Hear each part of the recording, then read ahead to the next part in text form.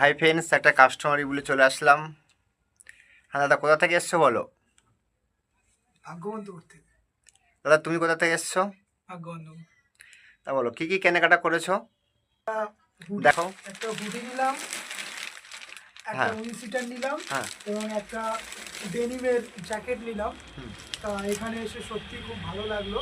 ভাইয়ের ব্যবহারও খুব সুন্দর এবং দামগুলো আমাদের মতো ছেলেদের কাছে খুবই একদম সামান্য প্রাইসের মধ্যেই। তো আমি আবার আসবো দাদার এখানে মানে নিতে, আবার কালেকশানে আসবো।